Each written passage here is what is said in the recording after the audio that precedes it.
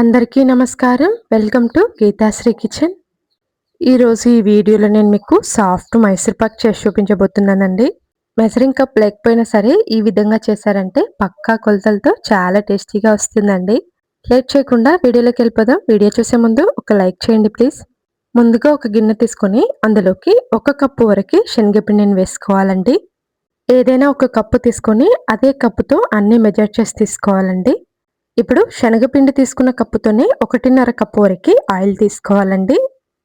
Oil అనేది ఎలాంటి flavour లేకుండా ఫ్లేవర్లెస్ అయి ఉండాలండి. సన్ఫ్లవర్ ఆయిల్ వేసుకుంటే సరిపోతుంది. ఇప్పుడు ఒక విస్కర్ తీసుకొని ఈ శనగపిండి మొత్తం ఆయిల్లో కలిసే విధంగా బాగా కలుపుకోవాలండి.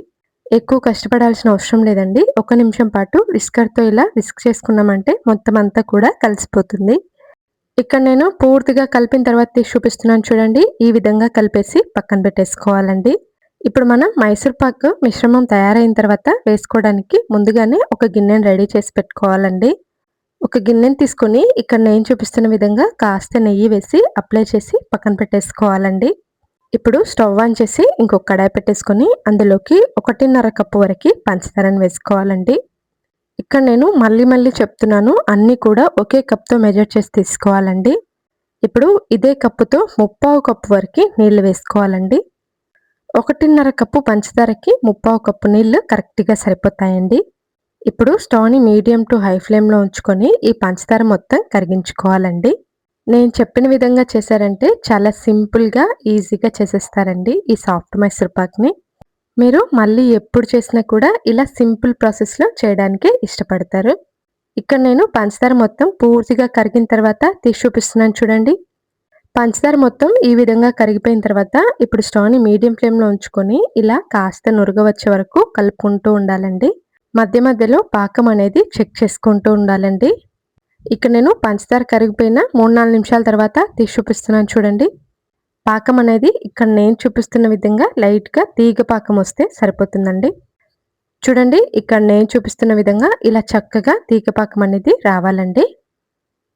ఈ విధంగా తీగ పాకం వచ్చిన తర్వాత వన్స్ స్టవ్ని లో ఫ్లేమ్లో పెట్టేసుకోవాలండి. ఇప్పుడు మనం కలిపి పక్కన పెట్టుకున్నాం కదండి శనగపిండి మిశ్రమాన్ని, మళ్ళీ ఒకసారి అంతా కూడా ఇలా విస్కర్తో బాగా కలుపుకోవాలి. కలుపుకొని ఈ విధంగా వేసేసుకోవాలండి. ఈ శనగపిండి మిశ్రమం వేసుకున్న తర్వాత స్టవ్ని లో టు మీడియం ఫ్లేమ్లో ఉంచుకొని ఈ విధంగా కంటిన్యూయస్గా కలుపుకుంటూ ఉండాలండి. ఇక్కడ నేను కన్సిస్టెన్సీ కాస్త చిక్కబడిన తర్వాత తీసి చూపిస్తున్నాను చూడండి. ఈ విధంగా కలుపుకుంటూ ఉడికించుకున్నామంటే మనకి కన్సిస్టెన్సీ అనేది దగ్గర పడిపోతూ ఉంటుందండి. మనం శనగపిండి మిశ్రమాన్ని ఇలా పంచదార పాకంలో వేసుకున్న తర్వాత స్టవ్ని మీడియం ఫ్లేమ్లో పెట్టి ఈ విధంగా కంటిన్యూయస్గా కలుపుకుంటూ ఉడికించుకోవాలండి. మీడియం ఫ్లేమ్లో కాకుండా హై ఫ్లేమ్లో పెట్టి ఉడికించుకున్నామంటే మైసూర్ పాక్ అనేది మాడిపోతుందండి. ఇక్కడ నేను మధ్య మధ్యలో మీకు కన్సిస్టెన్సీ అనేది చూపిస్తూ ఉన్నాను చూడండి, కాస్త చిక్కబడుతూ వస్తుంది. ఈలోపు నాదొక చిన్న రిక్వెస్ట్ అండి, మన ఛానల్లో మంచి మంచి హెల్దీ రెసిపీస్ అలాగే చాలా టేస్టీ స్వీట్ రెసిపీస్ ఉన్నాయి, ఒకసారి చూడండి. నచ్చితే లైక్ చేసి మన ఛానల్ని సబ్స్క్రైబ్ చేసుకోండి. ఇక్కడ నేను పూర్తిగా దగ్గర పడిన తర్వాత తీసి చూపిస్తున్నాను చూడండి. ఇలా చక్కగా ప్యాన్ నుంచి సపరేట్ అవ్వాలండి. అంతా కూడా చూడండి ఇలా నురగలాగా ఫామ్ అయిపోయి ఇక్కడ నేను చూపిస్తున్న విధంగా ప్యాన్ నుంచి సపరేట్ అవ్వాలండి. ఈ విధంగా ప్యాన్ నుంచి సపరేట్ అవ్వడానికి 8 నుంచి 10 నిమిషాల వరకు టైం పట్టిందండి.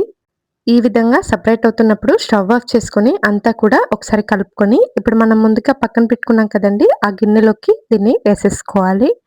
వేడిగా ఉన్నప్పుడే ఇలా డైరెక్ట్గా వేసేసుకోవాలండి, లేదంటే గట్టిపడిపోతుంది. మొత్తం అంతా కూడా ఈ విధంగా వేసుకున్న తర్వాత ఇప్పుడు గరిటెతో ఇక్కడ నేను చూపిస్తున్న విధంగా పైన లైట్గా అంచుల్ని స్ప్రెడ్ చేసుకోవాలండి. మరీ ఎక్కువగా అవసరం లేదండి. ఇప్పుడు దీన్ని ఫ్యాన్ కింద పెట్టకుండా అలాగే వదిలేసి చల్లారిన తర్వాత ఇప్పుడు వీటిని మనకు నచ్చిన సైజులో ఇలా పీసెస్ లాగా కట్ చేసుకోవాలండి. ఇక్కడ నేను పీసెస్ కట్ చేసే వీడియో లెంత్ ఎక్కువ అవుతుందని చెప్పేసి కట్ చేశానండి. చూడండి సాఫ్ట్ మైసూర్ పాక్ ఎంత చక్కగా వచ్చిందో, చూస్తుంటేనే నోరూరిపోతుంది కదా. లేట్ చేయకుండా ఒకసారి ట్రై చేసి మీకు ఎలా వచ్చిందో తప్పకుండా కామెంట్ చేయండి. థ్యాంక్స్ ఫర్ వాచింగ్ అండి.